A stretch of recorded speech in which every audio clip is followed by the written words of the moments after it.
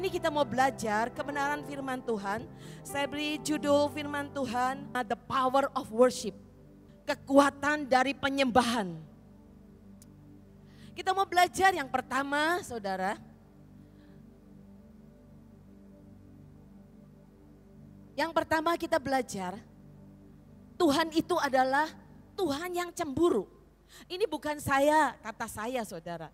Tapi firman Tuhan itu sebenarnya kalau saudara ketik kata cemburu, banyak saudara kata cemburu. Tuhan itu sangat cemburu ya saudara. Karena mengingini Sion saudara. Sebegitu besar cemburunya, Sion itu bicara saudara dan saya mempelai Tuhan saudara. Nah, Tuhan yang cemburu, kita mau belajar dulu sebelum kita masuk kepada penyembahan yang sesungguhnya. Kepada siapa sebenarnya hati kita itu melekat? Keluaran 34 ayat 14 kita baca bersama-sama ya. 1, 2, 3. Keluaran 34 ayat 14. Sebab janganlah engkau sujud menyembah kepada Allah lain. Karena Tuhan yang namanya cemburuan adalah Allah yang cemburu.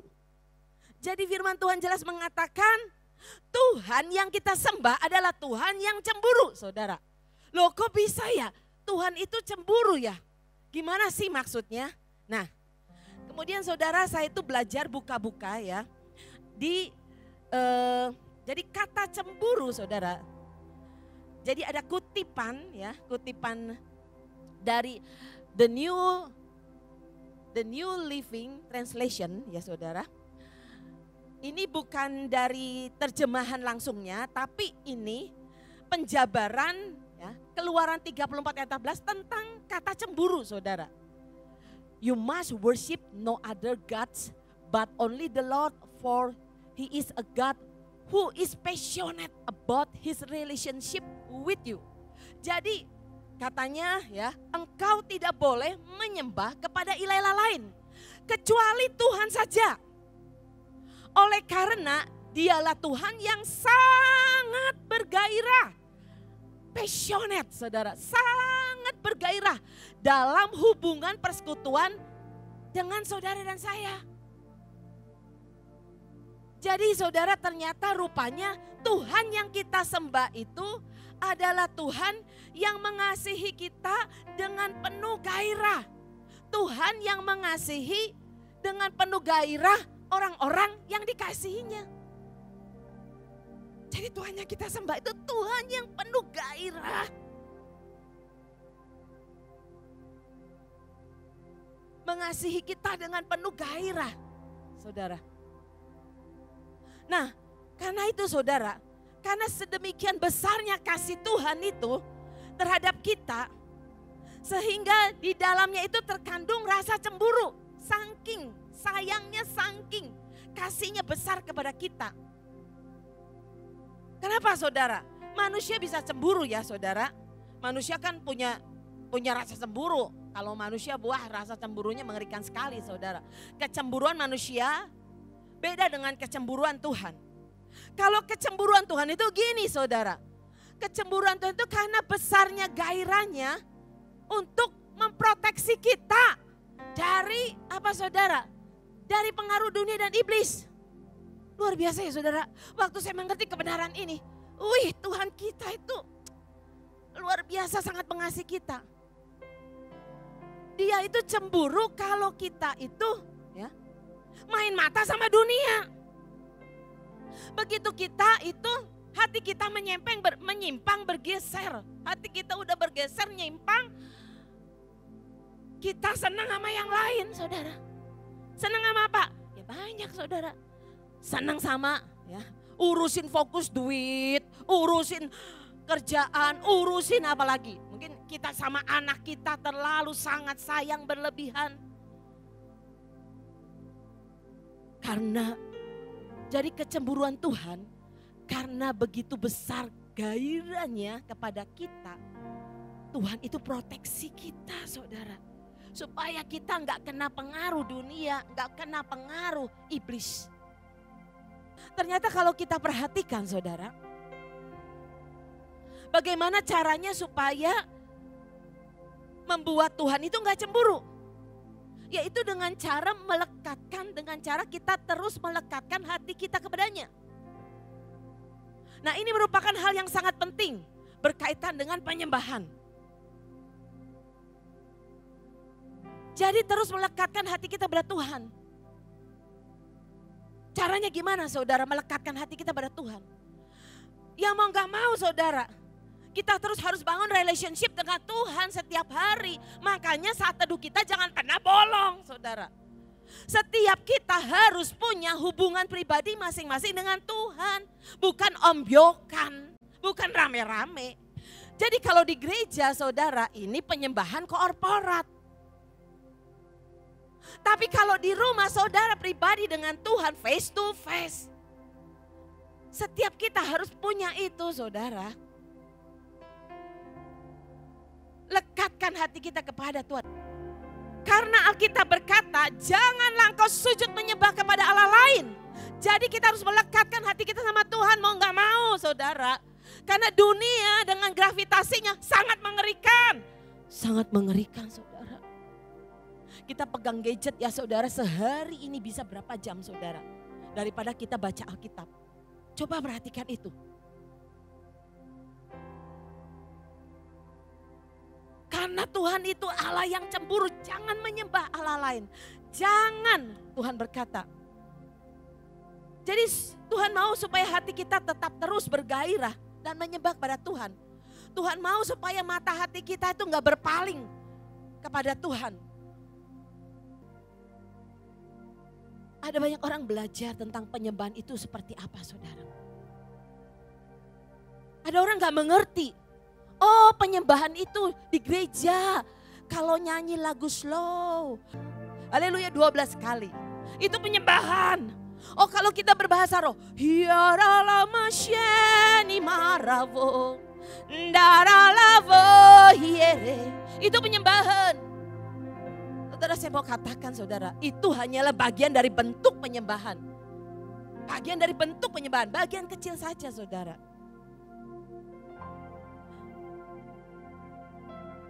Saya mau saudara mengerti penyembahan yang sesungguhnya. Penyembahan yang Tuhan inginkan, yang seperti Alkitab katakan, lebih daripada sekedar menyanyi lagu penyembahan.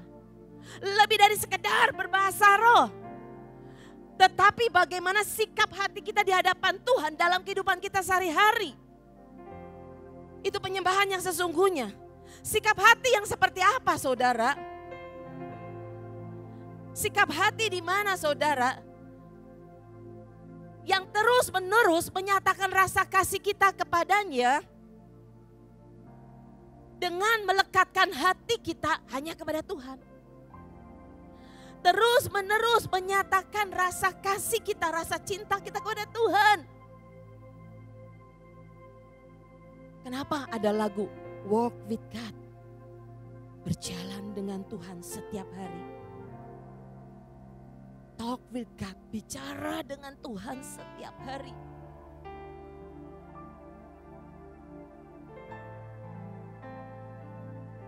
Saudara Tuhan kita itu saudara.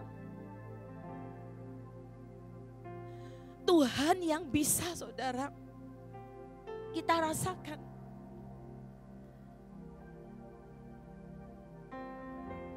Tuhan yang bisa kita lihat saudara. Siapa bilang? Apa Bu Linda pernah lihat Tuhan Yesus? Saudara, bukan saya melihat suatu wujud Yesus di depan. Saya belum mengalami itu secara real, tapi saya bisa merasakan. Dia di dekat saya, di depan saya, di sisi saya, memeluk saya. Memegang bahunya, menangis di bahunya.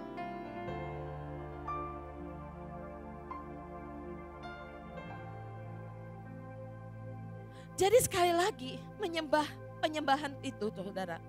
Menyembah Tuhan itu bukan berarti kita mengangkat tangan, menaikkan pujian. Itu sekali lagi sebagian kecil dari penyembahan. Gak salah saudara mengangkat tangan, gak salah. Berlutut gak salah. Itu sangat-sangat perlu. Itu sikap hormat kita. Sebenarnya saudara, kenapa kalau kita dalam penyembahan korporat, kita berteriak, kita bertepuk tangan, kita bersorak-sorai. Semua ada ayatnya di Alkitab, saudara. Dan saya praktekkan itu. Kenapa kalau saya ada penyembahan, worship leader nyanyi, hati saya bergelora, saya teriak, yes Tuhan, iya Tuhan. Bukan saya yang salah-salah, tetapi nggak tahan di dalam saya mau teriak, saudara. Itu ada artinya semua, saudara. Saya nggak ngerti ya, saudara. Budaya orang Indonesia itu, orang Asia tuh, haleluya saudara. Apalagi budaya orang Jawa, saudara. Malunya, sungkannya, saudara. Saya pernah dengar cerita seorang teman saya berkata, saudara, pergi ke Afrika. Itu kalau penyembahan, saudara, itu mereka tuh bisa joget-jogetnya gini, saudara, narinya. Mereka bisa sorak-sorai. Begitu saudara ditantang, siapa yang mau nabur? Semua lari bawa amplopnya, saudara. Tapi budaya orang Indonesia tuh. Saudara pernah nonton sepak bola enggak? Ini yang laki-laki. Coba kalau sepak bola digelar, saudara. Itu para pria teriaknya, wow, gol. Tapi buat Tuhan, mana suara kita?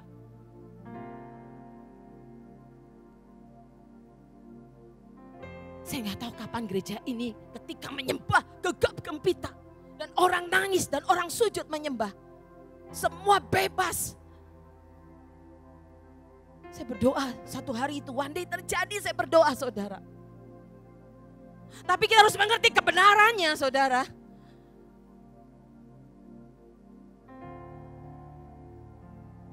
Mari kita belajar lebih dalam lagi contoh penyembahan yang sesungguhnya. Alkitab menulis Kejadian 22 ayat 1 sampai dengan 5. Judulnya kepercayaan Abraham diuji. Abraham diuji sama Tuhan. Diuji imannya, diuji hatinya, melekat sama anaknya atau sama Tuhan. Nah, setelah semuanya itu Allah mencoba Abraham, ia berfirman kepadanya, Abraham, lalu sahutnya, ya Tuhan. Ya, kalau dalam bahasa Ibraninya, Hineni my Lord. Firman-Nya, ambillah anakmu yang tunggal itu yang engkau kasihi, yakni Ishak. Pergilah ke tanah Moria dan persembahkanlah dia di sana sebagai korban bakaran pada salah satu gunung yang aku katakan kepadamu. Keesokan harinya pagi-pagi bangunlah Abraham, ia memasang pelana keledai dan sebagainya bla bla bla bla bla. Kemudian ayat yang kelima, kata Abraham kepada kedua bujangnya itu, tinggallah kamu di sini dengan keledai ini. Aku beserta anak ini akan pergi ke sana. Kami akan sembahyang.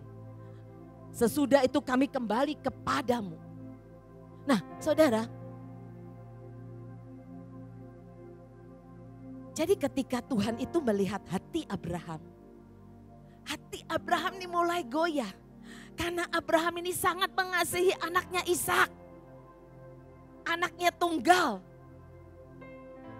Nah, kalau dalam terjemahan bahasa Inggris yang lain disebutkan seperti ini saudara. Diterjemahkan, whom you love so much. Yang engkau sangat kasihi. Kalau ini kan tulisannya yang engkau kasihi. Tetapi dalam terjemahan lain berkata yang sangat engkau kasihi itu. Tuhan bilang. Kenapa Tuhan bilang gitu? Karena Abraham sangat mengasihi, menurut saya bisa jadi berlebihan. Maklum saudara, dapat anak di usia yang sudah usia sudah tua ya saudara. Dan Ishak itu sebagai penerus generasinya. Sudah puluhan tahun dinantikan Abraham. Jadi otomatis mau nggak mau saudara, hati Abraham mulai condong kepada anaknya ini. Demikian juga saudara. Ketika hati kita mulai condong untuk mengasihi sesuatu yang lain di luar Tuhan. Perhatikan ya saudara. Ketika hati kita sudah mulai condong mengasihi sesuatu di luar Tuhan, itulah yang membuat kecemburuan Tuhan muncul. Tuhan tidak suka Tuhan cemburu saudara.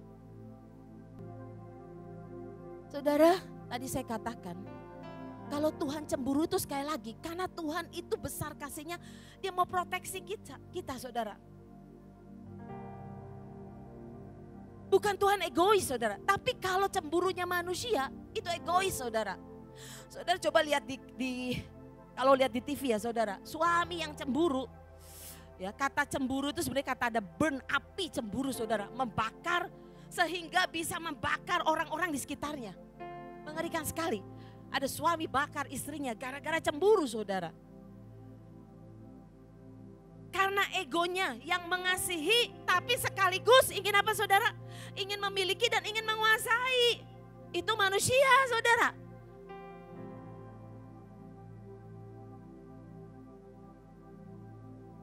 Tetapi Tuhan itu memiliki gairah yang begitu rupa saudara, mengasihi kita. Karena Tuhan tahu saudara, di luar Tuhan kita mengalami kehancuran. Percayalah saudara.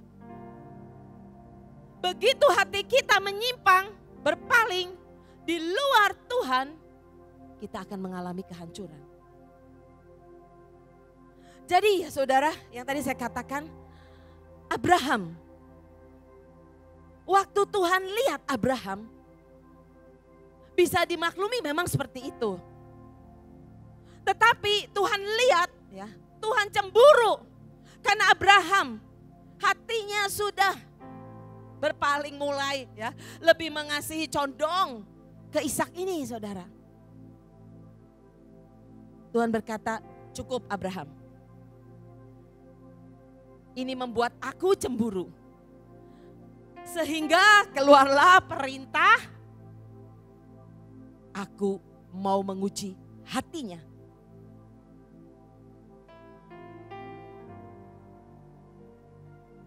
Nah, ternyata kata sembayang, Abraham berkata kepada jangnya, udah kamu di sini aja, aku dan anakku akan pergi sembayang. Sebenarnya terjemahannya saudara, bukan sembayang saudara, tapi menyembah. Aku dan anakku akan menyembah Tuhan. To worship saudara.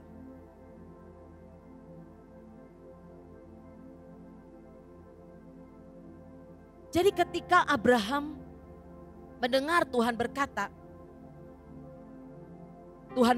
persembahkan anakmu yang tunggal, yang satu-satunya, yang sangat engkau kasih itu, yang engkau dapatkan di suntuk umurmu itu, Tuhan bilang. Tapi Tuhan itu lihat Abraham, Alkitab tidak menulis gini loh, lalu Abraham sedih hatinya. Abraham tidak mau pergi ke Gunung Moria. Enggak saudara. Tidak sesaat pun Tuhan dapati Abraham meragukannya.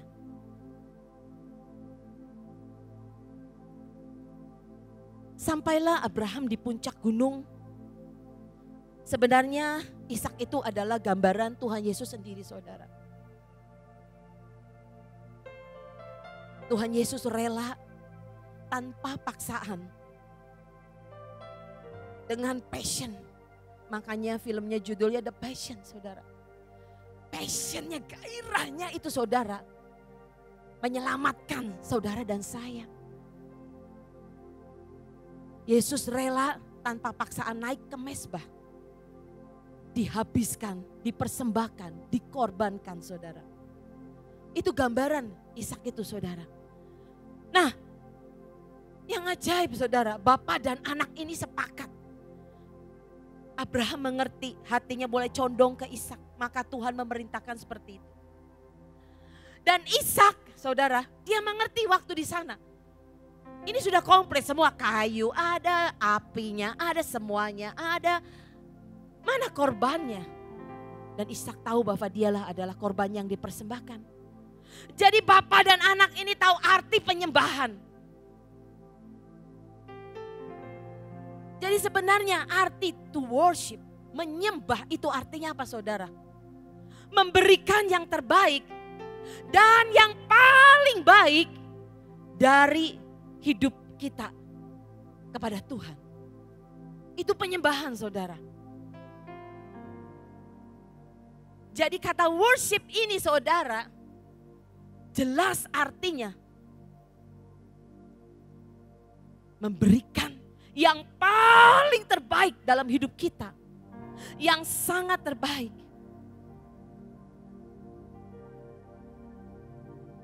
Jadi menjadi penyembah itu adalah sebuah proses seumur hidup ya saudara. Sebuah proses seumur hidup, engkau akan diuji. Engkau akan kelihatan hatimu itu melekat kepada siapa. Semakin kita dekat dengan Tuhan, semakin dekat dengan Tuhan, kita akan berjalan dengan Tuhan. Dan semakin kita berjalan dengan Tuhan, kita akan semakin mengerti arti memberi yang terbaik.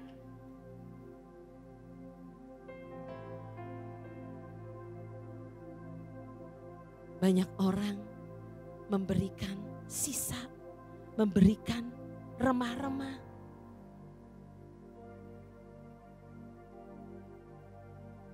Saya ingat saudara, waktu kita punya gereja di sana, Pak Samiton Pangelah pernah bilang gini, satu hari ibadah, zaman dulu pakai kolekte gini ya saudara. Orang memberikan persembahan itu, uang udah kotor, dilipat-lipat, bahkan karcis parkir banyak sekali saudara. Mengerikan saudara.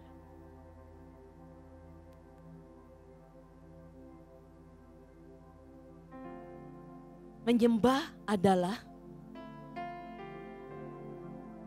jadi tujuan Tuhan dalam penyembahan adalah menguji hati kita untuk mengetahui kepada siapa sebenarnya hati kita melekat.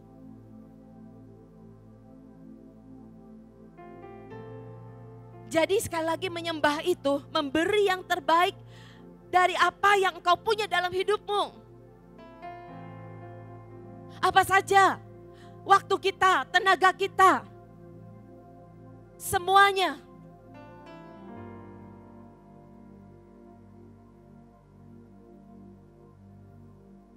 Banyak orang tidak mengerti kalau tujuan dari penyembahan itu adalah menguji hati kita saudara. Di mana hati kita, kepada siapa hati kita itu melekat. Kepada uang, kepada harta, kepada jabatan, kepada anak, kepada hobi, kepada apa? Pekerjaan atau kepada apa? Siapa kamu sebenarnya? Who you are. Dan cara hidupmu, itulah yang dihitung sebagai penyembahan di hadapan Tuhan. Jadi siapa kita sebenarnya dan cara hidup kita itu yang dihitung sebagai penyembahan di hadapan Tuhan.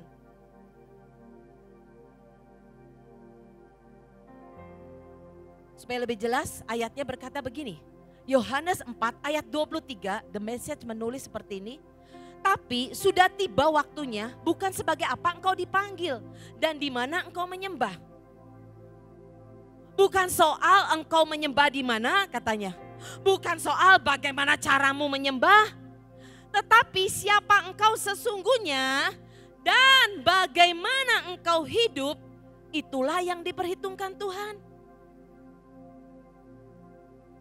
Itu yang dihitung sebagai penyembahan kita kepada Tuhan. Jadi saudara, Tuhan itu setiap hari, tiap waktu, tiap detik, tiap menit, tiap hari, tiap bulan, tiap apa sebut saja, tiap saat melihat kita. Kita ini segini banyaknya. Iya, mata Tuhan kan ada di mana-mana. Tuhan itu maha kuasa, makanya namanya maha kuasa. Tuhan melihat setiap apapun yang kita kerjakan, yang kita lakukan, yang kita buat, tindakan kita, mulut kita, pernyataan kita, perkataan kita, apa yang kita lakukan, bahkan yang paling dalam di hati kita. Tuhan tahu semuanya. Jadi kalau saudara di gereja pura-pura, ya saudara, makanya kalau di gereja semua kayak malaikat ya saudara. Tapi Tuhan tahu dalamnya hati kita. Yang nyembah pakai topeng Tuhan tahu saudara, pura-pura Tuhan tahu. Alkitab berkata, Tuhan kau tahu seluruh hatiku, seluruh hidupku. Kalau aku berdiri, kalau aku jalan, kalau aku duduk, kalau aku tidur berbaring, Tuhan tahu semuanya.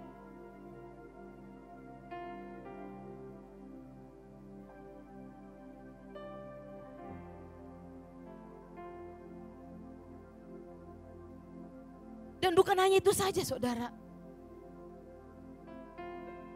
Tuhan yang memelihara hidup kita. Dia yang menebus kita dari dosa. Dia yang mengampuni kita. Dia yang mengangkat kita ketika kita jatuh. Kita kotor, kita jorok, kita binasa. Tapi Tuhan angkat kita, ada pengharapan, ada kekuatan. Tuhan yang memberi kehidupan, nafas hidup. Tuhan yang menjaga kita saudara setiap saat. Dia yang menarik kita dari lubang maut. Dia yang gendong kita kalau kita sakit, kalau kita lemah. Dia yang cover kita sampai saudara kita bisa mencapai puncak destiny kita.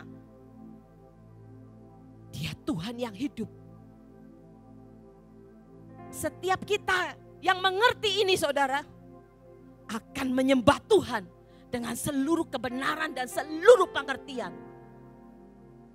Jadi kalau saudara ngerti Tuhan yang disembah, yang kita sembah kayak gitu saudara, yang mau memberi hidupnya, nyawanya, tidak disayangkan. Tuhan yang membuat hidup saya dipelihara, dijaga, dilindungi, diangkat kalau jatuh. Tuhan yang gendong kita. Tuhan yang selamatkan kita. Saya berdoa setiap kita yang mengerti ini, kita akan menyembah Tuhan dengan seluruh kebenaran dan seluruh pengertian. Jadi gak ada orang Kristen yang gak bisa menyembah Tuhan kalau ngerti hal ini. Saudara mau tahu who you are, siapa engkau sebenarnya? Dari apa saudara? Karena kita ini sebenarnya hidup kita ini loh saudara, itu yang dihitung sebagai penyembahan.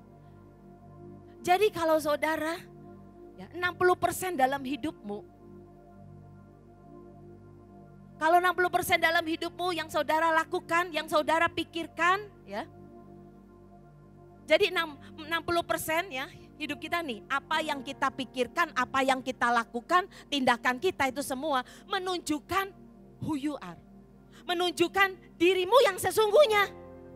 Jadi kalau saudara hidupmu 60%, engkau tiap kali utang, terjelat utang terus, 60% hidupmu saudara. Engkau tukang utang, urusannya soal duit, fokusnya duit terus. 60% hidupmu kalau engkau khawatir, kesel, marah-marah terus. 60% hidupmu seperti itu menunjukkan engkau sebenarnya.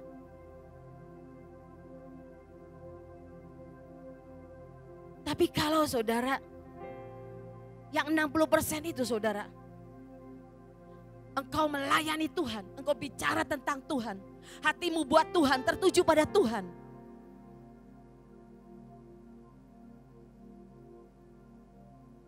Contoh ya saudara, ini contoh nih, saya kasih contoh tadi penari. Terima kasih penari-penari duduk depan, nanti lebih depan lagi ya. Saya suka sekali penari-penari kita tuh cantik-cantik loh. Anak-anak penari, anak juga semangat-semangat. Suka sekali. Tiap kali ya, ini saya nih ya, pemimpin yang punya hati mungkin bisa jahat, bisa enggak, ya itulah. Tiap pertengahan tahun aja saudara, maksudnya pertengahan tahun dan akhir tahun maksudnya saudara. Itu hati saya enggak tahan, selalu pengen beli hadiah, beri hadiah buat mereka saudara. Kasih hadiah buat mereka, mungkin hadiahnya enggak seberapa nilainya. Tapi tanda kasih, tanda syukur, tanda terima kasih kepada para penari. Nah kalau ada penari yang berpikir begini, ya kalau nari misalnya ada penari yang narinya asal-asalan, artinya gini, ya udahlah nari mah apa adanya aja lah. 30% aja ya buat Tuhan 30%. Narinya enggak 100%, ya mungkin 100% enggak bisa. Enggak 70 atau 80 atau 90% ya gitu ya. Jadi menarinya karena tugas. Karena udah dijadwal. Nah ini kan ada tuh pemusik ya. Atau yang di korban sehari-hari yang nyampein firman. Karena dijadwal, ditugasin. Maka tugas menari untuk Tuhan itu tidak dihitung sebagai penyembahan.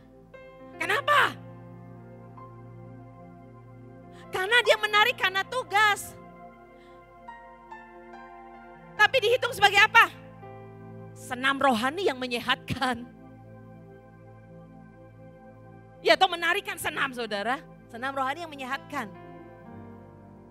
Tapi dapat poin nggak di surga? Dapat poin di surga. Walaupun poinnya ya berkenaan dengan ya hatinya, sikap hatinya. Karena apa? Tetap berkeringat, tetap berjerih lelah. Loh Bu, saya kan latihan. Saya ikut latihan loh Bu. Iya, dapat poin makanya saudara. Karena kita berkata jerih lelah kita nggak sia-sia. Tapi tidak dihitung sebagai penyembahan karena narinya karena tugas. Bukan nari yang seperti ini saudara Tuhan. Aku bersyukur jadi penari. Dalam hatinya berteriak, Tuhan, aku percaya Tuhan. Engkau memakaiku sebagai penari. Engkau punya rencana dalam hidupku. Aku mengasihi Engkau Tuhan. Aku mau Tuhan pakai ini. Talenta yang Tuhan berikan dengan menari Tuhan. Buat Engkau Tuhan. Dan aku tahu Tuhan dalam hatinya menjerit. Ketika aku menari buat Engkau. Hanya aku dengan Engkau Tuhan. Seluruh surga bersuka cita melihat tarianku Tuhan. Dan ketika aku menari, ada sesuatu yang keluar dari dalam ini. Kemurnian hatiku, segenap hatiku keluar mengalir, memberkati jemaat, menyembuhkan, bisa memulihkan. Itu disebut sebagai penyembahan. Itu di mana saat saudara bertemu dengan Tuhan, menangkap hati Tuhan. Menurut saya, detik penari ini mengerti hal itu. Dia naik ke level penyembahan, masuk dalam penyembahan.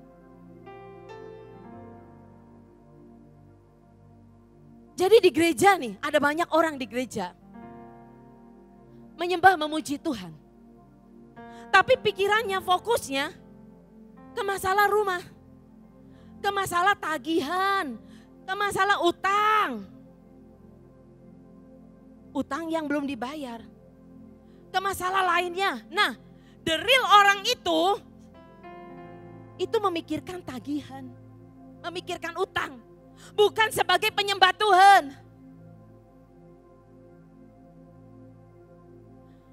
Jadi kalau saudara di gereja, ya, main gadget aja nih saudara.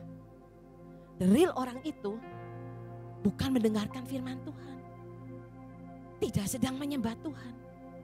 Main gadget saudara. Main handphone. Saya bilang ini supaya kita kena semua saudara.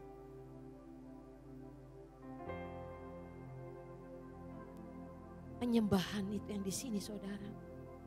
Sikap hati kita yang terus-menerus menyatakan kasih kita kepada Tuhan. Segenap hati kita.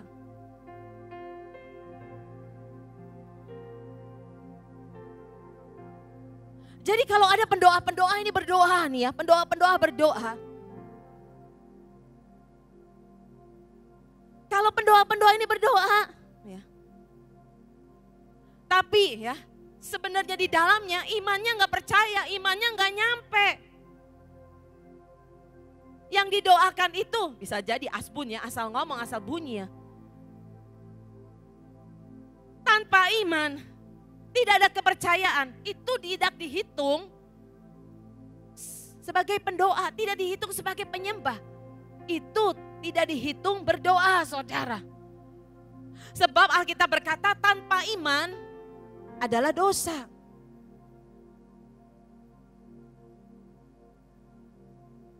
Saya tadi pagi cerita saudara, ada seorang hamba Tuhan datang ke sebuah pertemuan akbar, pendoa syafaat saudara.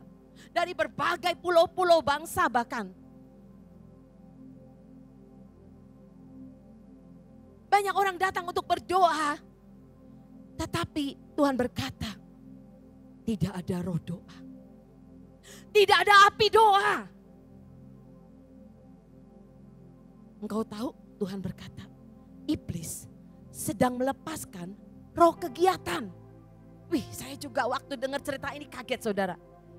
Iblis melepaskan roh kegiatan. Ada yang namanya roh kegiatan, roh rutinitas, roh kebiasaan. Karena ditugaskan, karena diwajibkan. Roh kegiatan itu terjadi. Kenapa? Karena orang sudah bosan, sudah capek. Orang sudah tawar hati.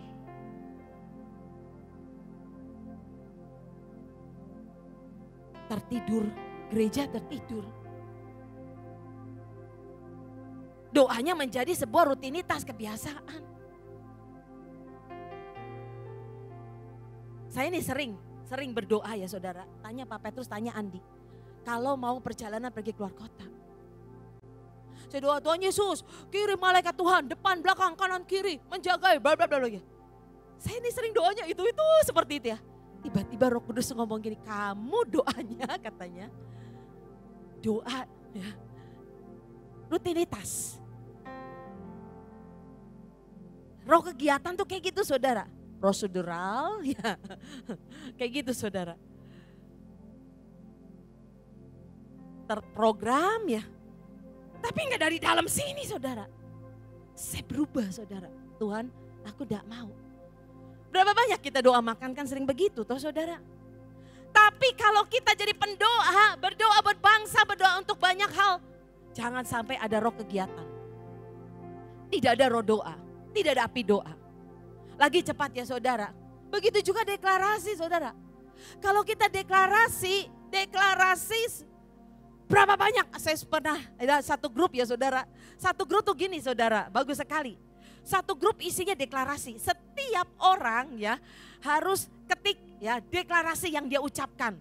Misalnya dia bukan menulis, misalnya dia deklarasi sehari ya. Sekali lagi bukan seberapa banyak engkau deklarasi. Dia deklarasi bisa 3 kali, 4 kali saudara. Jadi mereka semua berlomba berdeklarasi dan masukin ke grup itu. Jadi kan penuh sekali grupnya, ya memang maksudnya penuh dengan deklarasi. Tapi Tuhan mau berkata seberapa engkau sungguh-sungguh beriman dan mengerti apa yang kau deklarasikan. Itu yang akan terjadi. Itu yang dihitung sebagai penyembahan. Itu yang dihitung Tuhan saudara. Seberapa kita beriman dan kita mengerti apa yang kita deklarasikan itu. Sejujurnya saudara, Tuhan itu sering banget bilang ke saya. Saudara, kita ini sebenarnya sejujurnya memang tidak ada yang sempurna. Kita sedang disempurnakan oleh Tuhan. Alkitab berkata, engkau harus memperbaharui manusia rohmu. Diperbaharui dari sehari ke hari yang lain. Diperbaharui. Diperbaharui akal budimu. Ya saudara. Tuhan itu sering bilang saudara, aku ini mau membawa jemaat umatku untuk lebih dalam masuk hadirat Tuhan. Dan Tuhan itu menunggu, nah, saudara, Tuhan itu menunggu-nunggu kita loh saudara. Menanti-nantikan kita. Dengan kerinduannya yang begitu besar saudara. Tapi Tuhan itu bilang gini saudara, nah itu loh kata Tuhan. Anak-anakku itu ya, kata Tuhan sambil senyum ya. Kalau sudah dapat sedikit katanya, ya sudah cukup yang sedikit ini. Padahal Tuhan berkata, aku ingin memberi yang lebih lagi. Coba ngomong kanan kiri, Tuhan mau memberi kepadaku lebih lagi. Tuhan mau memberi kepadaku lebih banyak lagi. Tuhan mau memberi kepadaku lebih besar lagi. Coba kalau kita menyembah ya, di sini iringin pemusik semua penyanyi ya, worship leader. Kalau kita nyembah ya. Begitu kita sudah cukup nih merasakan hadirat Tuhan. Ya sudah cukup bagus kok. Penyembahannya bagus kok. Shekinah penyembahannya bagus. Saya bilang enggak, bukan jelek. Shekinah luar biasa. Tapi seringkali kan begitu saudara. Coba kalau kita masuk hadirat Tuhan. Begitu udah duduk nih ya merasakan hadirat Tuhan nangis. Enaknya udah cukup dah. Kita buru-buru sudah mau keluar dari hadirat Tuhan. Kita nggak bisa berlama-lamaan. Banyak orang yang gitu kok. Banyak kok. Udah cukup enak, udah cukup aja sampai di sini Tuhan. Padahal sekali lagi Tuhan mau membawa kita lebih dalam lagi. Sampai kita benar-benar bisa mengalami pribadinya. Sampai kita bisa benar-benar mengalami mujizatnya nyata. Ini benar loh saudara, mujizat nyata benar loh saudara. Satu hari ketika saya menyembah. Ini waktu saya belum punya rumah yang lama, saya punya rumah kontrak 7 tahun saudara. Kira-kira 6-7 tahun kontrak rumah. Gak punya rumah. Waktu nyembah, tiba-tiba Tuhan mendatangi saya, duduk tepat di depan saya dan berkata, "Nak, kamu mau tak kasih bangun rumah ini jadi besar. Kamu tak kasih rumah besar. Berapa kamar yang kamu minta?" Saudara, saya tulis saudara.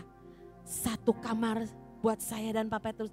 3 kamar anak saya, buat orang tua saya, buat mami mertua saya, buat saudara saya tulis 7 kamar. Tanya Eni, Mbak Eni mana Mbak Eni? Rumah saya kamar yang lama loh, ini rumah lama loh. Rumah baru juga berapa kamar saudara? Rumah baru berapa kamar ya saya lupa. Sudah kayak hotel saudara. 7 kamar saudara. Tuhan genapi saudara. Tuhan itu real, sebegitu realnya saudara. Saudara, saya nggak memaksa nih penyanyi, pemusik, worship leader nggak memaksa. Kadang-kadang ya Anin katanya ya yang sering Anin sama Nugi.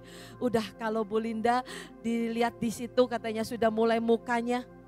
Wah penyembahannya sudah ya sudah makin nggak enak turun-turun. Saudara, saya ini bukan Tuhan, bukan jahat saudara. Saya nggak memaksa saudara. Tetapi saya mau kasih tahu saudara, yang disediakan Tuhan itu sangat besar, sangat banyak.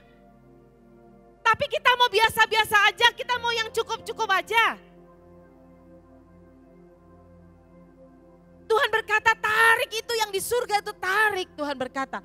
Tarik semua kekuatan ilahi, tarik semua passion, tarik semua berkat, tarik semua yang di atas itu saudara. Tarik kemampuan kita lebih lagi. Tuhan mau kita masuk ke dalaman. Sampai Tuhan berkata engkau bisa mencapai minimal engkau 3 kali, 5 kali lebih dari sekarang. Amin, amin. Mas Endra, mana enggak ada Mas Endra. Meta, Nugi. Saudara, ketika kita menyembah, ini sedikit ya, tiba-tiba ingat di Kisah Para Rasul. Waktu di Kisah Para Rasul saudara, Roh Kudus mau turun dicurahkan, itu orang-orang di Yerusalem kumpul saudara. Jadi ada banyak kumpulan ya, murid-murid Yesus ya, dan orang-orang percaya. Mereka berdoa menyembah, bayangkan ya saudara. Seharian gak berhenti berdoa menyembah, menanti-nantikan Tuhan dengan segenap hati. Ternyata kata ya saudara menyembah mereka itu saudara. Kalau gak salah tuh hapas artinya absolut. Artinya apa saudara? Mereka menyembah dengan kesatuan hati, kesatuan iman. Gak mikirin yang lain-lain, gak mikirin apa-apa. Bener-bener ke Tuhan saudara. Makanya hari itu bam, Roh Kudus dicurahkan. Bayangkan saudara, ini kalau kita menyembah di gereja nih saudara. Semua orang gak ada yang main HP, gak ada yang garuk-garuk atau tapi dengan takut dan gentar menyembah begitu. Kayak apa saudara? bersama dengan malaikat di surga, saudara. Itu surga, saudara. Malaikat itu menyediakan sangat banyak, saudara. Berkat dicurahkan. Karunia dicurahkan. Saudara, saya mau setiap kita naikkan level penyembahan kita. Satu hari, saya lupa itu tahun berapa, kami pergi ke Sydney. Zaman itu Hillsong lagi ngetop-ngetopnya, lagi meledak. Itu stadium gede banget, saudara. Kami ada duduk di sana, gede melingkar. Yang datang penuh banyak. Itu mesbahnya. Ya bentuk melingkar mesbahnya kalau nggak salah di tengah atau gimana. Gede sekali, saudara. Itu penyembahan, saudara. Makanya saya berkata, kapasitas roh kita tuh, kekuatan ilahi kita harus ditingkatkan. Ayo tingkatkan. Saudara, gak semua orang loh bisa nyembah di ribuan orang loh. Mungkin itu berapa puluh ribu orang. Enggak puluh ribu, 100.000 orang mungkin, saudara. Holy Stadium yang di Holy Stadium di Semarang 20 ribu kira-kira. 25 udah gak karuan padat, 20 ribu. Ini mungkin bisa 50 sampai 100 ribu, saudara.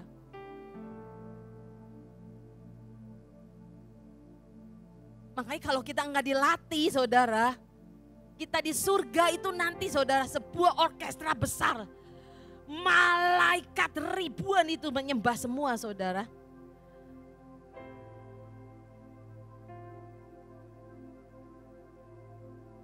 Itu lagu penyembahan, saudara.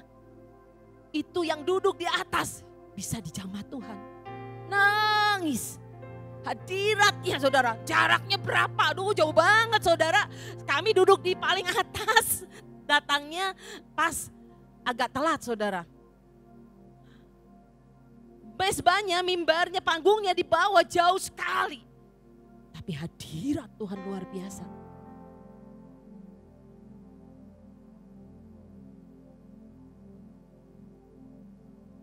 Saya tuh ya seneng dengerin lagu penyembahan. Denger lagu Reckless Love ya. Ceritanya tentang ya, seorang gembala yang kehilangan satu domba, 99 ditinggalkan. Itu lagu, saudara, dinyanyiin dengan passion, dengan pengertian. Kena banget, saudara. Di sini tuh, coba saudara kalau dengerin lagu-lagu penyembahan. Di sini tuh berasa banget, saudara. Mau jerit,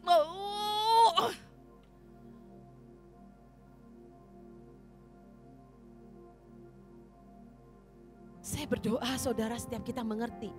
Worship leader, pemusik. Engkau bisa bernubuat dengan musik, bernubuat dengan penyembahan. Bernubuat. Cepat ya, langsung.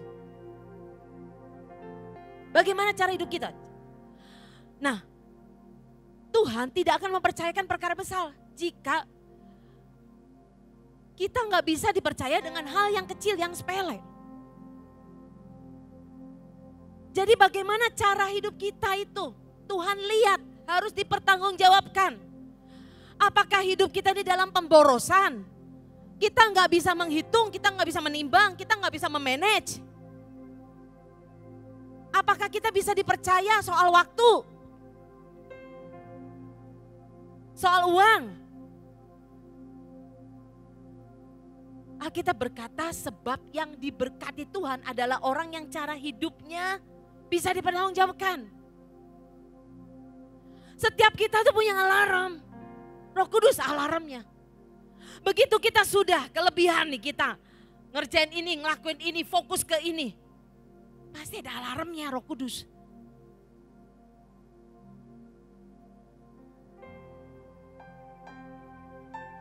Jadi bagaimana cara hidup kita itu menentukan apakah Hidup kita itu berbobot, berkualitas di hadapan Tuhan atau enggak? Apakah kita sebagai penyembah atau bukan? Apakah hidup kita sembarangan aja? Pakai uang sembarangan, pakai waktu sembarangan, kerja seenaknya. Enggak ada yang lihat kok. Pak Petrus Bulinda enggak lihat. Yang lain enggak lihat.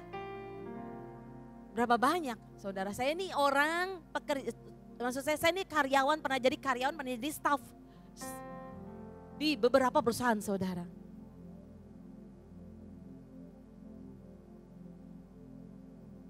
Kenapa sampai pemimpin bos saya mempercayakan saya sebegitu rupa? Saya bisa dipercaya. Kalau ada manajer lain dari ya supplier, distributor barang yang mau menawarkan kepada saya, itu mereka suka main belakang. Mereka main sogok, ya mereka suka mau kasih apa. Tapi saya saya tidak pernah mau terima. Mereka bertanya di mana rumahnya Bulinda katanya. Dia mau kasih hadiah, dia mau kasih barang.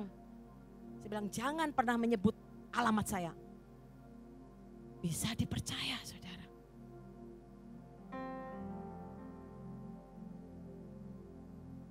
Saya kerja dengan benar-benar kerja dari jam 8 pagi ya.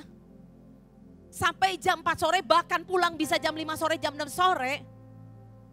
Bahkan berangkat tidak boleh jam 8 saudara. 7:15 harus ada di sana saudara. Sudah mulai masuk mempersiapkan semuanya. Bayangkan. Dan saya bekerja dengan sungguh-sungguh. Ketika waktu istirahat 1 jam saya pakai dengan sungguh-sungguh. Gak ngolor, maksudnya gak ngobrol ngalor ngidul. Gosip ngalor ngidul. Karena banyak sekali para orang-orang karyawan kerja gosip ngomongin macam-macam.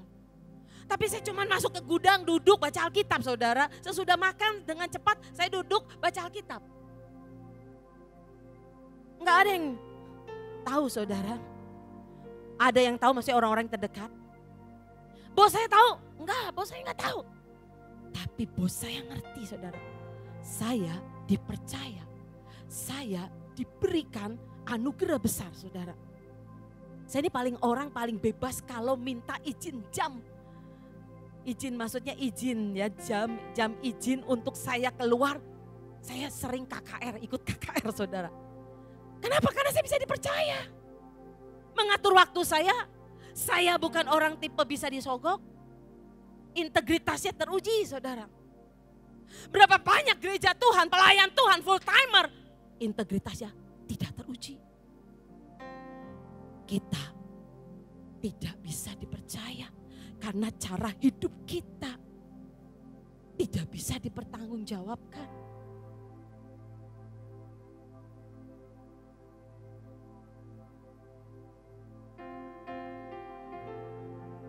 Saudara, lanjut. Yang ketiga. Masuk lebih dalam lagi. Seberapa kedalaman pengenalanmu akan Tuhan menentukan penyembahanmu.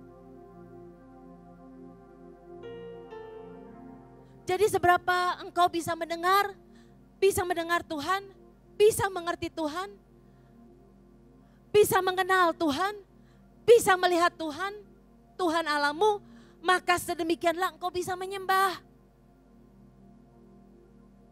Ada orang Kristen pernah ngomong ke saya gini, ini udah orang tahunan, sudah lama jadi orang Kristen loh saudara, umurnya lebih tua dari saya.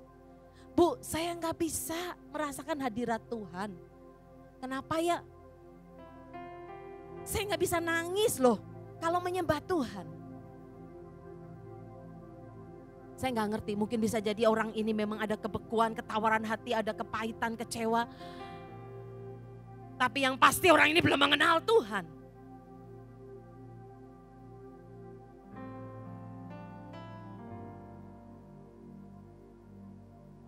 Hanya orang-orang yang mengenal Tuhannya dengan kuat yang bisa menyembah. Saya mau cerita saudara tentang Daud. Ini sudah diceritakan berulang-ulang kali. Tapi saya suka sekali ayat ini. Saya senang sekali banyak ayat-ayat rema. Saya punya banyak ayat rema ketika saya baca Alkitab. Waktu saya baca ayat itu, bergairah saudara. Waktu saya pertama bertobat, ayatnya apa? Ya, lahir baru, penuh Roh Kudus, ayatnya apa? Itu kalau dibaca lagi, ingat cinta mula-mula, ingat Tuhan menjamah saya, ingat Tuhan menyelamatkan saya. Alkitab berkata Kisah 13 ayat 22. Bagian yang terakhirnya memang tidak ditulis di sini. Ini tiba-tiba saya dapat waktu saya lagi mencatat ya khotbah ini. Alkitab berkata, aku telah mendapatkan Daud bin Isai. Tuhan itu kalau menyebut nama kita sebenarnya ya lengkap saudara. Daud yang mana? Bin Isai, Daud anaknya Isai saudara. Kan banyak mungkin ada nama Daud yang lain, ada Daud bin apa.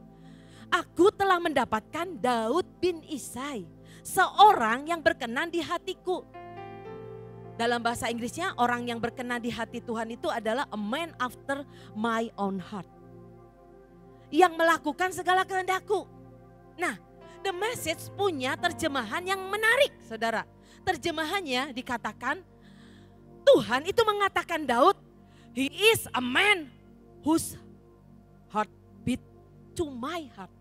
Yang heartbeatnya,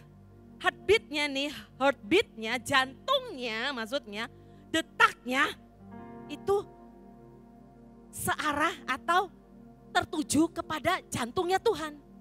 Jadi jantungnya Daud itu saudara, ya itu waktu ketemu Tuhan berdegup kencang. Duk duk duk duk duk duk duk. Saudara, sebenarnya ini seperti apa saudara? Jadi saya ingat waktu saya muda saudara. Waktu masih SMP itu ya, kalau sudah pacaran seneng bukan pacaran, saya sih nggak pacaran, tapi dijodoh-jodohin, dipasang-pasangin gitu ya.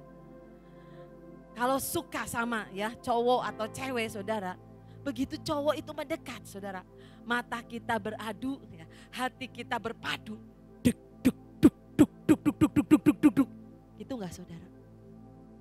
Ternyata Daud itu jantungnya seperti itu saudara. Begitu dia datang kepada Tuhan, ketemu Tuhan, duk duk duk duk duk duk, bergairah saudara. Tuhan loh yang menyebutnya loh saudara, ini orang jantungnya tertuju kepada jantungku. Itu tanda jatuh cinta saudara, tanda cinta saudara.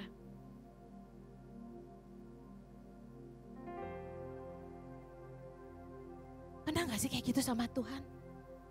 Oh, waktu kita lahir baru, cinta mula-mula, menggebu-gebu, ya cuman itu doang.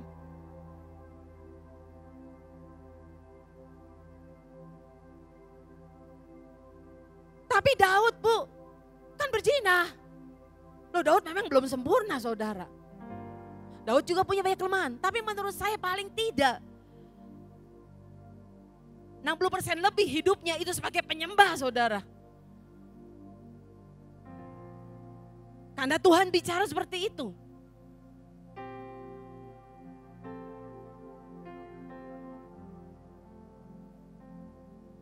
Saya mau cerita di abad 17.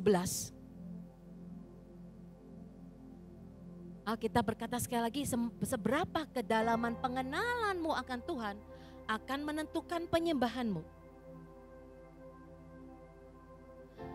Di abad 17 ada seorang hamba Tuhan. Dia punya pewahyuan pengertian yang berbeda pada masa itu, pada zaman itu dengan orang-orang percaya lainnya. Dan hamba Tuhan ini dimasukkan dalam penjara Bastille di Prancis. Diadili oleh gereja-gereja dan dikatakan sebagai bidat yang membawa penyesatan. Membawa penyesatan di dalam gereja. Jadi dia dimasukkan penjara. Saudara kalau tahu itu orangnya namanya saudara Madame Guyon. Sekarang saya bacanya sudah mulai mending saudara. Kenapa? Saya baca di Google Translate. Wih hebat ya, sekarang zaman canggih banget saudara. Madame Guyon saudara. Nah ini orang luar biasa sekali saudara. Ini orang punya pewahyuan. Di mana dia itu mengalami relationship, kemesraan dengan Tuhan, bisa intim dengan Tuhan sebegitu rupa. Ternyata ya, usut punya usut, ada ceritanya. Madam Gayen ini saudara, ternyata dia suaminya itu kejam sekali, kasar sekali, jahat. Jadi sampai akhirnya di masa tuanya mereka terpaksa berpisah. Kenapa? Karena kalau enggak wanita ini bisa mati di tangan suaminya sendiri. Karena dihajar terus-terusan. Nah, dalam keadaan seperti itu, di tengah keadaan seperti itu, Madam Gayen ini tiba-tiba mendapat pewahyuan dari Tuhan.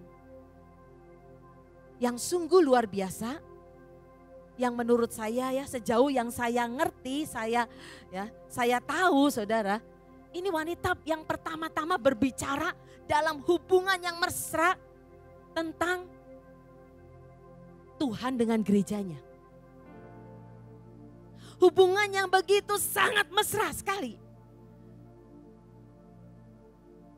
Jadi hamba Tuhan ini mengupas hubungan Kristus dengan jemaatnya. Ini menimbulkan kehebohan di gereja-gereja pada zaman itu. Tapi yang ajaib, beberapa orang percaya matanya mulai terbuka. Mereka melakukan itu dan mereka percaya, mereka mengalami dan mereka merasakan. Beberapa orang mengalami dan menikmatinya. Oh, ternyata Tuhan sebegitu real. Kita bisa intim dekat dengan Tuhan. Mesra dengan Tuhan. Tapi yang gawat, gereja pada zaman itu menolak. Gereja mengatakan ini penyesatan, sampai si wanita ini dibawa ke uskup, diadili di sidang saudara. Saya baca kisahnya saudara, 20 tahun loh di penjara saudara. Singkat cerita di sidang saudara, kemudian wanita ini suruh menyerahkan apa sih yang menjadi istilahnya tuh tulisannya itu, pewahyuannya yang dia dapat itu saudara. Dia menulis sebuah buku yang berjudul Song of the Bride. Nyanyian dari mempelai. Dan itu mengupas tentang Kidung Agung. Saudara tahu Kidung Agung itu cerita tentang apa? Kemesraan Tuhan dengan gerejanya. Mereka bilang, masa sih katanya. Ini gak bisa dibenerin, ini sesat katanya. Ini sesat. Masa Tuhan punya hubungan kemesraan seperti laki dan wanita katanya. Ini gak benar.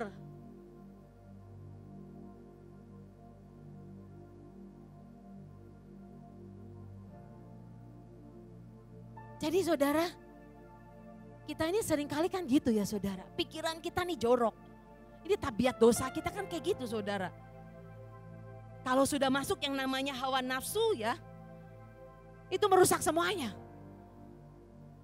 Padahal sebenarnya hubungan kita dengan Kristus itu kasihnya. Kedalaman kasihnya. Cintanya. Keindahan ada di dalamnya saudara. Saya susah ngomong seperti ini saudara. Tapi kalau orang yang ngalami pasti ngerti. Ngalami. Kalau engkau gak ngalami, engkau gak akan ngerti. Ngalami kata Tuhan.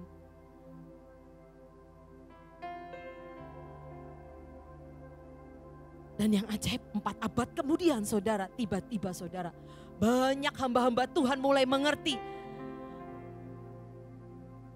Dan mereka berkata bahwa apa yang dikatakan wanita ini benar adanya. Jadi saya mau kasih tahu saudara, bahwa ada keintiman yang gak pernah kita bayangkan sebelumnya, sebenarnya sudah disediakan buat kita saudara dan saya. Ada saudara hubungan keintiman dengan Tuhan itu saudara.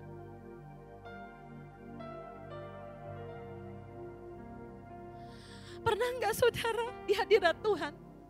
Saudara nangis terseduh-seduh, terseguk-seguk. Pernah enggak saudara? Pernah enggak saudara di hadirat Tuhan saudara teriak, Tuhan.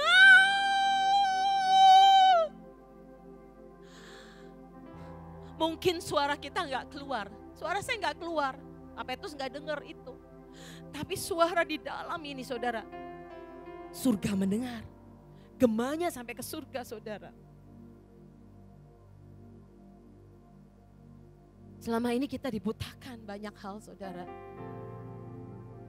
Kita gak ngerti yang satu ini. Ternyata ada kemesraan yang luar biasa. Yang Tuhan rindukan supaya anak-anaknya juga menikmatinya. Menurut saya pada zaman itu mungkin orang kaget dan bingung ya saudara. Ada pewahyuan yang seperti ini. Itu abad 18 bayangkan. Sekarang kita sudah banyak buku, literatur, di gadget semua di apa bisa kita baca, bisa kita berbagai sumber kita bisa baca.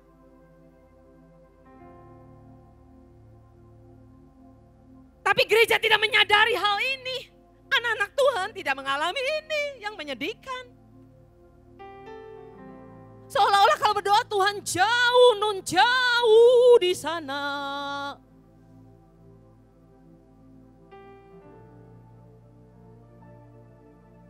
Cepat, kita harus mengenal dan menangkap jalan-jalan Tuhan, cepat ya.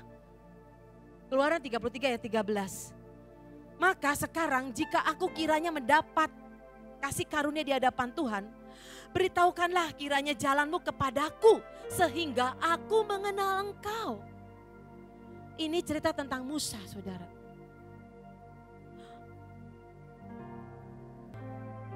Tiba-tiba hari itu Musa berkata begini, Tuhan, nyatakan dirimu, perlihatkanlah wajahmu, nyatakan dirimu Tuhan. Kenapa sih Musa doa begitu saudara? Ternyata Musa itu berdoa, dia mau mengenal Tuhan, dia minta mengenal Tuhan lagi. Kenapa sih? Ternyata itu didoakan. Doa itu terjadi kira-kira 10 tahun setelah bangsa Israel keluar dari Mesir. Jadi waktu bangsa Israel keluar dari Mesir, ya 10 tahun Musa tuh berjalan bersama bangsa Israel di padang gurun, ya tiap hari nih ya, nggak sadar melakukan rutinitas. Bangsa Israel lapor ke Musa, Musa. Itu ada orang ngambil mana di hari Sabat. Musa, Musa. Ada yang ngambil istri dari bangsa lain. Musa lihat di perkemahan ada orang yang bertengkar ribut. Jadi Musa itu lapor ke Tuhan, Tuhan ini loh tiap hari ya yang konseling udah berbaris.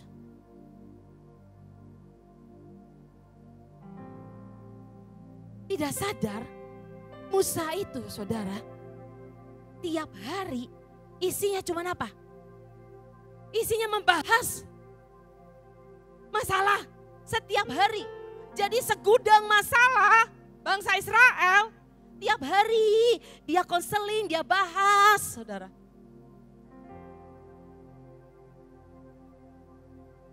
Sehingga Musa lupa mendengarkan Tuhan. Musa gak ngerti hati Tuhan. Mau dibawa kemana bangsa Israel ini? Musa gak tahu hati Tuhan yang sesungguhnya. Musa sudah kehilangan Tuhan. Tiap hari isinya program gereja, jadwal doa, jadwal konseling, jadwal pelayanan. Seberapa banyak kita anak-anak Tuhan seperti itu saudara. Coba sadari saudara. Sehingga Musa gak punya hubungan yang intim dengan Tuhan. Makanya muncul lagu Show me your face Lord. Tuhan kalau engkau enggak menyatakan dirimu, engkau enggak kasih tahu aku enggak mau jalan Tuhan.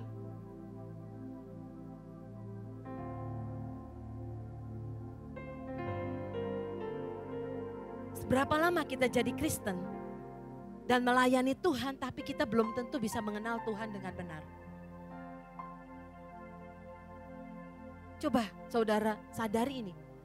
Waktu saya renungkan ini, benar loh saudara. Bahkan semakin kita sibuk pelayanan,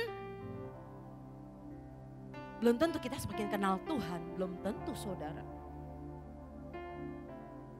Malah kita bisa semakin kehilangan Tuhan. Bahkan waktu kita di puncak pelayanan saudara, kita bisa kehilangan Tuhan. Waktu kita diberkati, kita bisa kehilangan Tuhan. Saudara, gereja ini sudah semakin besar. Saya percaya Tuhan mau percayakan lebih lagi. Kemarin itu ya James Kaviso. Dia bernubuat 3 hal di sini penting. Saya suruh Eko tulis, bagus sekali. Tapi waktu di green room, Pak Petrus berkata, Pastor, adakah sesuatu yang engkau dapat secara pribadi tentang gereja ini? Tiba-tiba Pastor James berkata begini, saya sementara tadi siang berdoa, tapi seperti tidur, tapi seperti saya mendapat vision, penglihatan. Antara tidur dan lihat, dia bilang. Dia melihat saudara, di gereja kita ini ada begitu banyak orang datang. Sampai menembus tembok katanya. Dari tembok-tembok masuk saudara. Saya merinding saudara. Kita tanya itu hal yang positif, negatif, hal yang bagus katanya. Tapi dia juga lihat ada seorang, tiba-tiba ada angin besar, angin ribut. Dan seperti selimut menyelimuti, angin itu menyelimuti orang ini. Orang ini seperti diselimuti, digulung oleh angin ini. Diselimuti dan dihempaskan, bas. Terus kita bertanya, maksudnya apa? Dia berkata sepertinya itu ada orang yang jahat, orang yang pokoknya yang Tuhan tidak suka.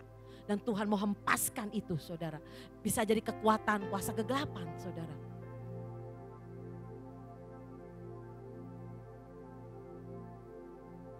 Nah sekali lagi saudara. Musa berkata, Tuhan kalau engkau gak bicara Tuhan, engkau gak menyatakan dirimu, aku gak mau jalan.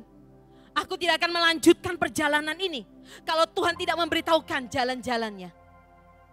Nah, masalahnya jalan-jalan Tuhan itu bukan jalan-jalan yang rutinitas, saudara. Jalan-jalan Tuhan itu, saudara, bukan yang rutinitas dan prosedural. Jalan-jalan Tuhan itu tidak pernah terpikirkan sebelumnya. Karena itu makanya harus bergaul dengan Tuhan, harus ada relationship dengan Tuhan. Baru ngerti jalan-jalan Tuhan. Karena jalan-jalan Tuhan itu tidak biasa, tidak rutinitas. Jalan-jalan Tuhan itu dampaknya ajaib sekali. Lagi ya, cepat ya. Tapi kita juga tidak mengenal Tuhan secara pribadi, tapi kita juga harus mengenal ajaran Tuhan. Mengenal didikan Tuhan. Orang yang mengenal didikan Tuhan, dia diproses. Reaksinya, responnya benar. Orang yang mengenal ajaran Tuhan, ujungnya supaya kita menjadi dewasa.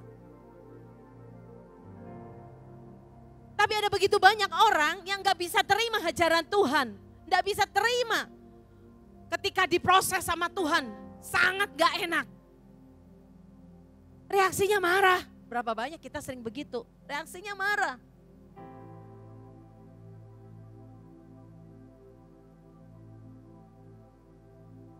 Saya lihat saudara ada orang Kristen. Orang yang dipukul sekali. Diajar nih sama Tuhan. Reaksinya marah. Berarti orang itu belum kenal Tuhan.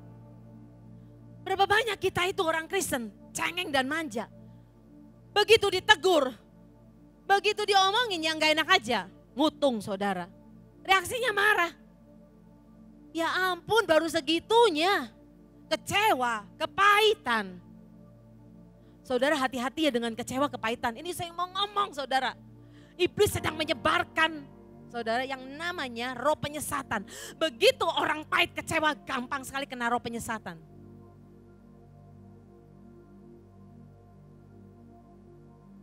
Jadi ada banyak orang yang reaksinya marah. Begitu diproses Tuhan habis-habisan. Kisah Ayub itu adalah gambaran benar-benar dihabisi, sangat dihabisi saudara. Tapi Ayub berkata, Tuhan yang memberi, Tuhan yang mengambil semuanya. Terpujilah nama Tuhan. Bisa nggak dalam penderitaan ngomong gitu saudara? Saudara ada sebuah cerita, sebuah kisah, sehingga dari kisah ini muncul lagu. It is well with my soul. Saudara, ini kisah luar biasa sekali pada abad 18. Ini cerita kuat sekali pada zaman itu saudara. Begitu orang nyanyi lagu ini, dengar lagu ini saudara, nangis saudara. Lagu tersebut digubah berdasarkan sebuah kisah tentang seorang pengacara dari Amerika yang sukses dan kaya raya. Pengacara ini punya istri dan punya 1 orang putra dan 4 orang putri. Di puncak kesuksesannya, putranya meninggal. Jadi 1 anaknya meninggal. Masih ada 4 putrinya ya saudara. Tidak lama kemudian, itu bisanya saudara, bencana, tragedi itu ya, peristiwa terus menerus saudara, beruntun. Kemudian gak lama kebakaran terjadi, kebakaran besar di perusahaannya. Investasi propertinya dihancurkan. Apa yang dia miliki hampir hancur semuanya. 2 tahun kemudian pengacara ini mengajak istrinya dan 4 anaknya untuk berlibur ke Inggris naik kapal. Tapi karena berhubung ada sesuatu kampanye penginjilan ya, waktu itu ya, ini orang layan Tuhan dan cinta Tuhan. Jadi dia menangguhkan nanti disusul, maksudnya dia akan menyusul. Jadi pergi duluan, istri dan 4 putrinya. Tiba-tiba apa yang terjadi? Kapal itu tabrakan saudara. Dan 4 anaknya, putrinya meninggal. Jadi tinggal istrinya saudara. Tenggelam 4 putrinya. Ketika dalam perjalanan dia ke Inggris, tiba-tiba muncul di dalam ini sesuatu saudara yang membuat dia melepaskan dan rela. Membuat itu jiwanya, hatinya bisa dipegang Tuhan. Tenang, tenang, semua ini baik. Dari apa yang diucapkan mulutnya, ini yang dibuat menjadi lirik lagu. Dia berkata, Tuhan, ini semua baik. Ini semua baik buat jiwaku. Ini gak mudah saudara, ini gak mudah saudara. Dalam penderitaan, kita bisa bicara seperti itu. Kita bisa katakan seperti itu. Ini gak gampang. Menurut saya, inilah penyembahan yang sesungguhnya. Ketika kita mengalami proses Tuhan, kita menyerahkan semuanya sama Tuhan. Langsung dimensi keempat. Nah ini cepat ya. Dimensi ruang Maha Kudus saudara. Ini melahirkan lawatan Tuhan, tuaian jiwa-jiwa, kebangunan rohani terdahsyat. Kita baca ayatnya ya saudara. Yesaya 6 ayat 1 sampai dengan 4 dan Yesaya 6 ayat 8. Yesaya mendapat panggilan Tuhan.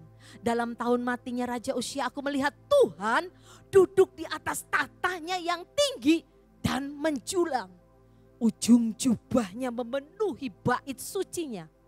Para serafim berdiri di sebelah atasnya, masing-masing mempunyai 6 sayap. 2 sayap dipakai untuk menutup muka mereka, 2 sayap untuk kaki mereka, 2 sayap dipakai untuk melayang-layang. Dan mereka berseru seorang kepada yang lain. Ini malaikat serafim berseru-seru saudara.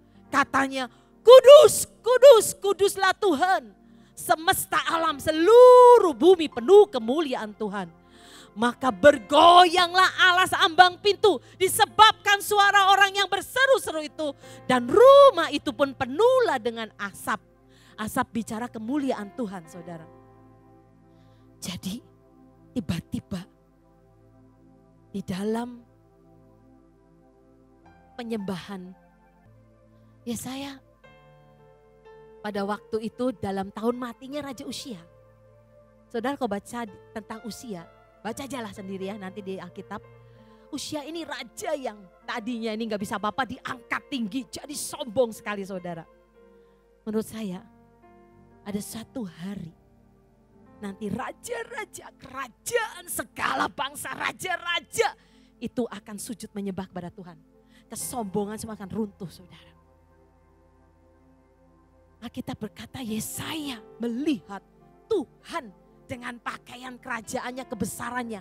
Menurut saya ini Yesus Tuhan sebagai raja. Ini Tuhan sebagai raja. Di Alkitab katakan tatanya tinggi menjulang. Saya pernah lihat ya sebuah buku ya. Lihat Tuhan duduk di tatanya tinggi besar gitu ya ceritanya. Manusianya kecil segini gitu ya. Nah, ujung jubahnya memenuhi bait sucinya. Yesus Tuhan, ini dimensi tata, saudara. Penyembahan sampai di ruang tata maha kudus, ruang kudusnya Tuhan. Sampai di tata Tuhan, ini sebenarnya bicara juga sidang ilahi, saudara. Alkitab berkata itu malaikat serafim. Sayapnya menutupi muka, menutupi. Itu serafim dengan sayapnya berterbangan, saudara, penuh, saudara. Dan dipenuhi dengan suara, saudara. Surga itu dipenuhi dengan suara. Suara yang kudus, suara yang tidak henti-hentinya. 24 jam orang menyembah Tuhan, saudara. Malaikat menyembah Tuhan, tua-tua menyembah Tuhan. Bayangin, saudara. Makanya di bumi itu kita latihan, saudara. Kalau nggak pernah latihan, jangan-jangan kita nggak bisa sampai surga, saudara.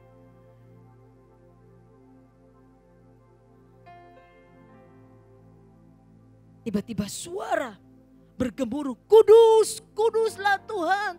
Surga bumi penuh kemuliaan Tuhan. Karena suara, disebabkan suara yang bergemuruh itu, alas ambang pintu bergetar. Saya lihat dan saya bayangin kayak apa ya, saudara. Udah kayak apa itu, saudara. Jadi kalau kita penyembahan di sini, aduh ini secuilnya dari surga, saudara. Penyembahan kita itu gak ada apa-apanya, saudara, sejujurnya. Lalu aku mendengar suara Tuhan berkata, dalam gemuruh tata Tuhan, di sidang ilahinya Tuhan, ada ketetapan, ada hukum-hukum, ada ketentuan tentang sebuah bangsa, bangsa-bangsa seluruh dunia, saudara. Ini dimensi tata, saudara. Dan bayangkan seorang Nabi Yesaya, ya, Nabi ini ya, Nabi besar, saudara. Yesaya Nabi besar, saudara. Dia bisa berkata, Tuhan, dia menjerit, saudara. Aku ini orang yang najis bibir, gak layak. Gak ada satupun yang bisa bertahan di tata Tuhan. Kebongkar semua kenajisannya. Bayangin seorang Nabi Yesaya. Dia gak sadar. Nah, dia ngaku, saudara, di dalam, saudara, hadirat Tuhan itu gak ada yang bisa ditutupi. Terbongkar semua. Bisa jadi ya saya ini mungkin ikut ngomel karena dia berkata, aku ini najis bibir karena hidup di tengah-tengah bangsa yang najis bibir.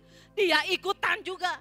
Bibirnya ngomel, bibirnya menggerutu, bibirnya mengata-ngatai.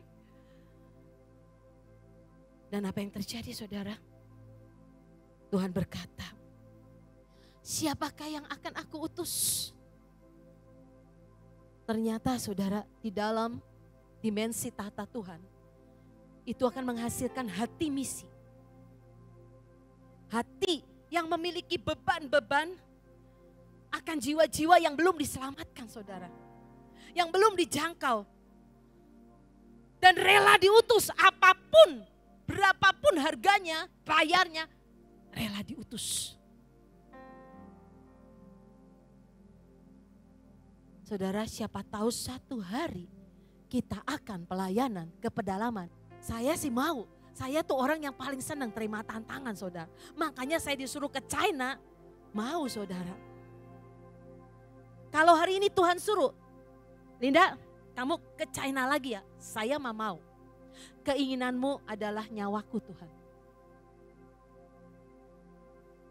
Kalau sampai pun apapun aku mau, Tuhan. Tapi bukan konyol sekali lagi ya. Tapi kalau sudah Tuhan yang mau, siapakah yang mau aku utus? Pergi ke pedalaman, pergi ke bangsa-bangsa, pergi ke seluruh dunia. Sebab kemarin James Kawiso berkata, bangsa Indonesia, umat pilihan Tuhan akan pergi menginjil kepada 3/4 bagian bumi. Bayangin, saudara. Kita ini loh. Tuhan mau bawa ke bangsa-bangsa lagi. Tuhan akan bawa gerejanya umat Tuhan di Indonesia. Saya percaya pada tingkat tahta ini, saudara, akan ada lawatan yang terakhir, lawatan terbesar. Dimulai dari apa? Pelayanan tahta. Saya berdoa ada orang-orang yang nanti bisa masuk doa di ruang tahtanya Tuhan. Itu sidang ilahi, saudara. Di mana raja-raja akan datang. Penguasa-penguasa dunia. Indonesia akan dilawat Tuhan. Dengan api Tuhan yang dahsyat. Akan menyebar ke seluruh suku, kaum, bahasa, semua bangsa-bangsa. Akan dilawat Tuhan.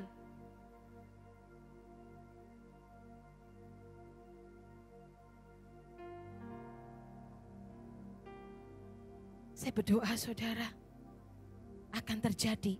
Maka segala suku, kaum, bahasa, bangsa-bangsa, seluruh orang yang hidup di muka bumi ini akan datang sujud menyembah kepada Tuhan dan mengaku hanya Yesus Kristus Tuhan, tidak ada yang lain.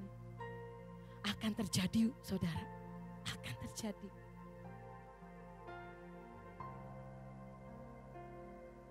Saya berdoa, saudara, mari bangun semua, upgrade semua, bangkit semuanya. Para pendoa, dibutuhkan para pendoa, Tuhan berkata. Pendoa syafaat yang bersyafaat berdoa. Untuk sebuah kebangunan rohani yang besar. Untuk membawa bangsa Indonesia, orang-orang percaya yang ada di Indonesia, anak-anak Tuhan, ke seluruh bangsa-bangsa. Karena akan ada tuaian yang besar.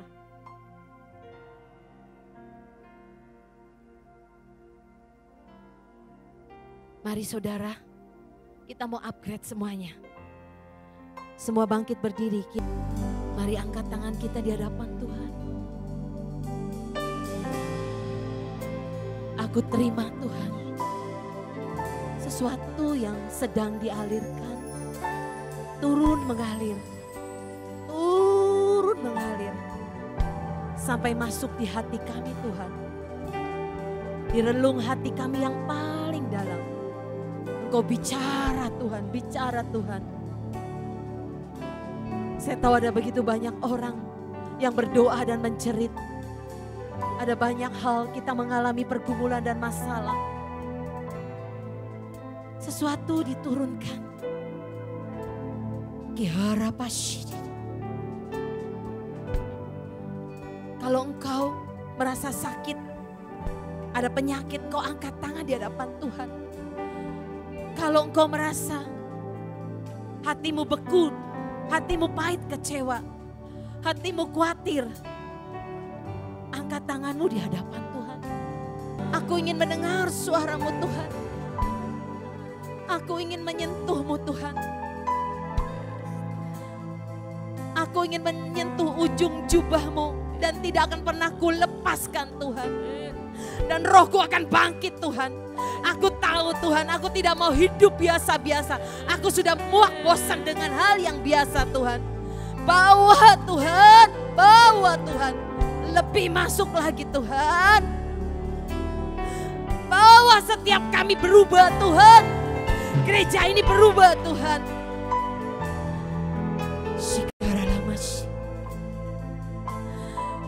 Karena aku tahu Tuhan, akan ada banyak jiwa-jiwa yang datang kepadamu Tuhan.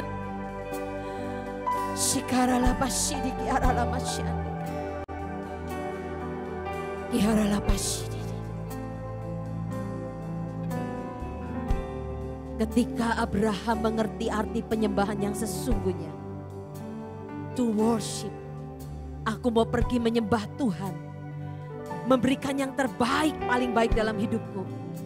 Tiba-tiba saudara, Alkitab berkata, di atas gunung Tuhan menyediakan unlimited provision. Tuhan menyediakan berkat yang tidak terbatas. Keharalamashidiki.